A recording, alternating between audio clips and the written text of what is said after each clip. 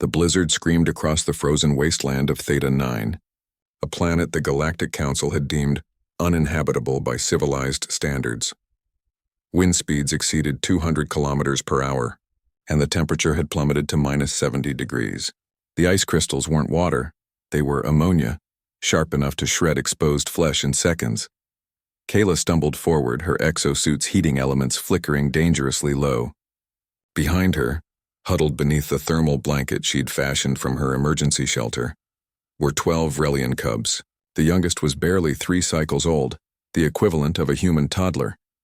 "Keep moving," she muttered through chattering teeth, though she knew they couldn't understand her language. "Not yet." Vorn, the eldest of the cubs at 7 cycles, chirped frantically from his position at her side. His fur, usually a vibrant blue, had turned dull gray from the cold. The Vrelians were a desert species evolved under 3 suns. They had no business being here, stranded on this ice hell after their transport ship crashed. Neither did Kayla, technically. But humans had a terrible habit of being where they shouldn't be. The Federation rescue beacon was 40 kilometers away, a distance that would have been manageable in proper conditions with proper equipment. But Kayla's supplies had been scattered in the crash, her communication array destroyed, and her power cells were running on fumes. The cubs had even less. Their environmental suits designed for warm climates were little more than decorative fabric against Theta 9's rage. She'd done the math. The logical calculation: one adult human could move faster alone, could reach the beacon, could call for help. The cubs would slow her down, drain her resources, and probably ensure they all died together. That's what the Vrelian adults had said before the hull breach took them. "Save yourself, human. Our young are already dead." Kayla had looked at those 12 pairs of terrified eyes and said something the universal translator couldn't quite capture. The hell they are. 3 kilometers later, her left leg gave out. The exosuit's joint had frozen, servos locked solid. Kayla crashed into the snow, the ammonia ice biting through her glove as she caught herself. The pain was electric, immediate. She screamed, a raw sound swallowed by the wind. Vorn was at her side instantly, his small claws, barely developed, trying to help her up. The other cubs huddled closer, their body heat laughably inadequate but offered freely. "I'm okay," Kayla lied, forcing herself upright. She couldn't bend her left leg anymore, so she dragged it. Each step became an exercise in agony.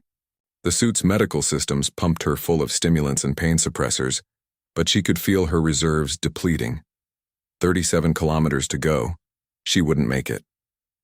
The rational part of her brain, the part trained in survival statistics and probability matrices, told her this was the end.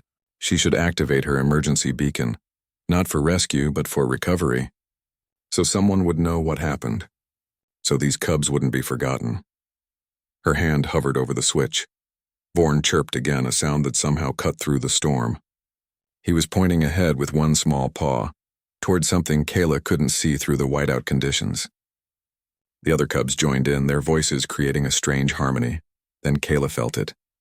A vibration through the ground. A rhythm. The planet was responding. The xenobiologists had theories about Theta 9. The planet showed signs of rudimentary consciousness, geological patterns too precise to be natural, thermal vents that opened and closed with suspicious timing, ice formations that defied standard crystallization physics. But consciousness required proof, required communication, required... A wall of ice rose in front of them, not blocking their path, but sheltering it. The killing wind suddenly stopped, diverted by the crystalline barrier that had thrust up from the ground like a hand cupping a flame. The temperature immediately rose by 20 degrees, still freezing but survivable. Kayla stared in disbelief. Then she laughed, a half-hysterical sound. "Thank you," she whispered to the planet. The ice wall moved with them. As they walked, new sections rose ahead while old sections crumbled behind, creating a protected corridor through the storm. It wasn't perfect. Cold still seeped through. Wind still howled overhead, but it was enough, it was everything. 30 hours later, delirious from exhaustion and cold, Kayla saw the lights of the Federation beacon. The ice wall had guided them the entire way, an impossibility that she'd stopped questioning around kilometer 20. Vorn and the other cubs were singing, if their species' version of vocalizations could be called singing. a mournful, beautiful sound that seemed to resonate through the ice itself. The rescue team found them 2 hours after that. Kayla had collapsed just inside the beacon's perimeter, the cubs piled on top of her, sharing their meager warmth. The rescuers said later that the human's core temperature had been fatal, that she should have been dead. But Kayla's vital signs hadn't stopped. Something had kept her heart beating, kept the synapses firing, kept her alive just long enough. The Galactic Council conducted an investigation. The testimony was reviewed, the data analyzed, the impossibility cataloged and filed away with other unexplained phenomena. But the Vrelians knew. Their cubs returned home and grew strong, and they told the story across their 1,000 worlds. The human who refused to abandon them. The human who dragged herself across 40 kilometers of hell with a broken leg and failing equipment.